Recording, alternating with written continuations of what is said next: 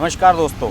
देखिए, जिसकी उम्मीद थी वही हुआ है और बीजेपी अब पश्चिम बंगाल में कुछ बड़ा करने का प्लान कर सकती है, क्योंकि पिछले लगभग 2-3 महीनों से जो अटकलें चल रही थी कि ममता बनर्जी को बड़ा झटका लग सकता है, उनके परिवहन मंत्री शुभेंदु अधिकारी पार्टी छोड़ सकते हैं, इन सब चीज़ों का जो खाता है वो खुल गया है। यानी कि अब ममता बनर्जी के लिए मुश्किलों का दौर शुरू हो गया है। जो 2021 के विधानसभा चुनाव हैं उनसे पहले सबसे बड़ा चैलेंज ममता बनर्जी के सामने आ गया है। शुभेंदु अधिकारी ने इस्तीफ़ा दे दिया है और उन्होंने मंत्री परिषद छोड़ दी है। इसके अलावा वो हुगली रिवर ब्रिज कमीशन के चेयरमैन थे, उससे भी वो इस्तीफ़ा दे चुके हैं और अभी तक उन्होंने पार्टी से रिज़ाइन नहीं किया है, टीएमसी की सदस्यता से। लेकिन माना जा रहा है कि वो तो एक औपचारिकता है और टीएमसी की सदस्यता तो वो जल्द ही छोड़ ही देंगे। शुभेंदु अधिकारी के बारे में बताऊं कि वो बहुत ही बड़े नेता हैं और 30 से 40 विधानसभा सीटें हैं जहां पर उनका ज़बरदस्त प्रभाव है।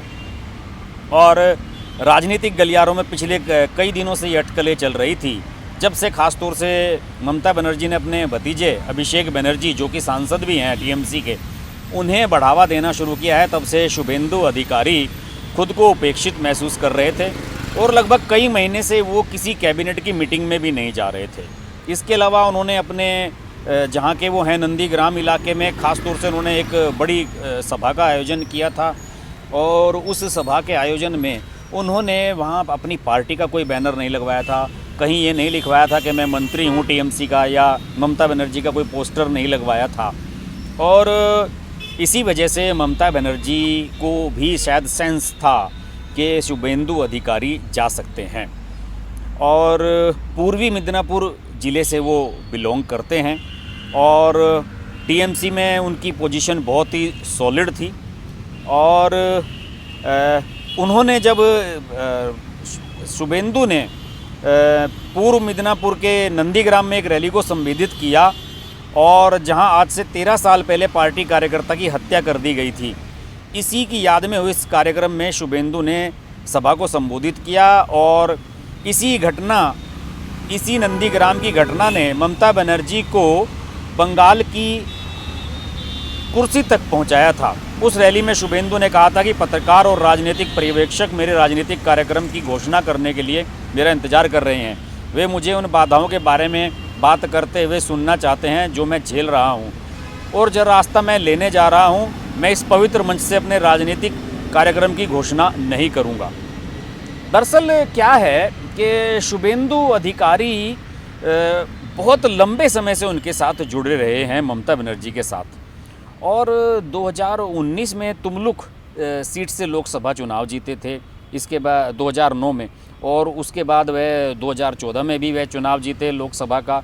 बंगाल विधानसभा चुनाव में जीतने के बाद उन्हें ममता ने कैबिनेट में परिवहन मंत्री बनाया और कई ऐसे बड़े काम थे जो शुभेंदु ने उनके लिए करके दिए। फिलहाल स्थिति ये बन रही है वहाँ पर कि शुभेंदु अधिकारी का जो परिवार है, उनके पिता भी पॉलिटिशियन हैं, उनके एक भाई भी सांसद हैं और उनकी फैमिली एक बड़ी फैमिली मानी जाती है। और 2011 में जब first time Mamata Banerjee chief minister बनी थी और टीएमसी अपने उफान पर आई थी, तो उससे पहले आपको याद होगा कि जब टाटा नैनो का जो प्रोजेक्ट था वो वहाँ से हटाया गया था और आंदोलन हुआ था ज़मीनों की लेकर किसानों की, तो उस समय वो सेकंड नंबर की पोजीशन पे थे और उनकी पार्टी में पोजीशन वो थी कि जैसे कि ममता बनर्जी के बाद शायद वो ही उनके उत्तराधिकारी होंगे। और इसके बाद ममता बनर्जी ने 2016 का भी चुनाव जीता, लेकिन 2019 के लोकसभा चुनाव से कुछ समय पहले उनकी ममता बनर्जी से अनबन शुरू हो गई। ख़ास तौर से जब अभिषेक बनर्जी, जो ममता के भतीजे हैं, उन्होंने पॉलिटिक्स में ला दिया और युवा मोर्चे का अध्यक्ष बना दिया, इसके अलावा लोकसभा का चुनाव जिता दिया उन्हें। इसके बाद से उन्हें लगने लगा था शुभेंदु को कि ममता बनर्जी अब अपनी पार्टी को अपने परिवार में ट्रांसफ़र करने की योजना बना रही हैं और यही वजह थी कि उन्होंने इस पर अपने आप को एकदम अलग थलग कर लिया पार्टी से और ये भी स्पष्ट कर दिया कि भाई मैं अब इस स्थिति में हूँ कि मैं चाहूँ तो कुछ भी कर सकता हूँ। और बीजेपी लगातार इंतज़ार कर रही है इस बात का।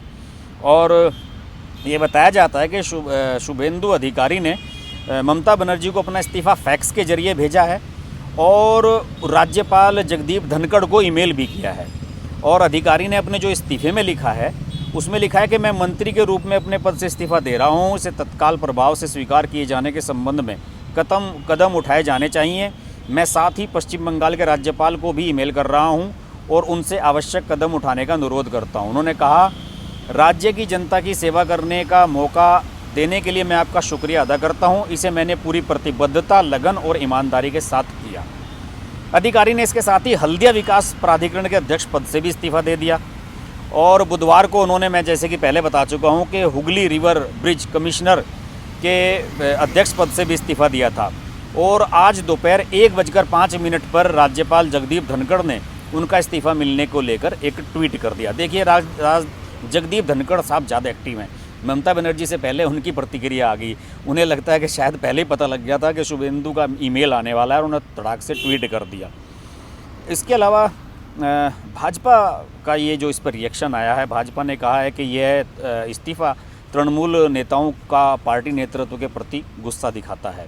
पार्टी को ये भी लग रहा है कि आने वाले समय में कुछ और इस तरह के लीडर्स हैं जो पार्टी को छोड़ सकते हैं और इन सब को लपकने के लिए बीजेपी तैयार बैठी हुई है। बीजेपी को वहाँ पर एक बड़ा बेस बनाना है। 2021 के चुनाव को जीतने के लिए अमित शाह ने 200 सीटों का टारगेट दे दिया है। वहाँ के तमाम नेता दिन रात इस फोर्स में लगे हुए हैं। और बीजेपी के जो प्रदेश अध्यक्ष दिलीप घोष, उन्होंने कहा कि तृणमूल के अंत की ओर ये इशारा है। और उन्होंने संवाददाताओं से बातचीत करते हुए ये भी कहा कि शुभेंदु का तृणमूल से निकलना वक्त की बात है। सत्तारूढ़ पार्टी के कई ऐसे नेता हैं जो पार्टी के कामकाज के तरीके से खुश नहीं हैं। हमारे दरवाजे खुले हुए हैं। यानी कि बीजेपी उन्हें लपकने के लिए तैयार बैठी है। इसके अलावा पिछले कई महीनों से कैबिनेट की मीटिंग में वो शामिल नहीं हो रहे थे और सांसद सौगत राय और सुदीप बंदोपाध्याय को उनसे बात करने और मामले को हल करने की जिम्मेदारी ममता ने सौंपी थी, लेकिन वो बातचीत सफल नहीं हो पाई।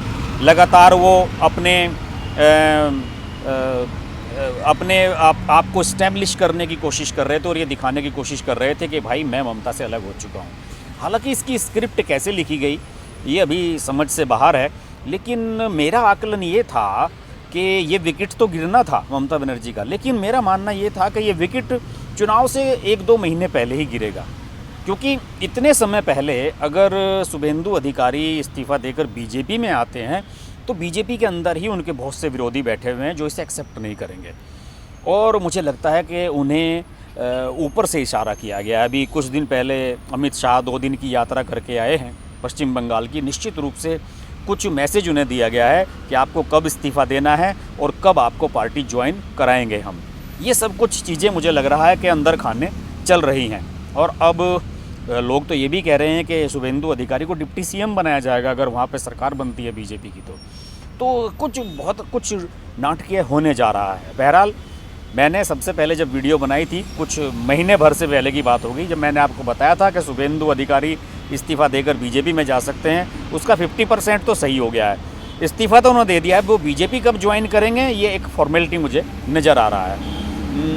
पश्चिम बंगाल की राजनीति के बारे में हम बात करते रहेंगे। देखते रहिए हर्ष की बात लाइव। नमस्कार। अगर आपको हमारी वीडियो पसंद आई तो वीडियो को लाइक करें, चैनल को सब्सक्राइब करें और नोटिफिकेशंस के लिए बेल आइकन को प्रेस करें।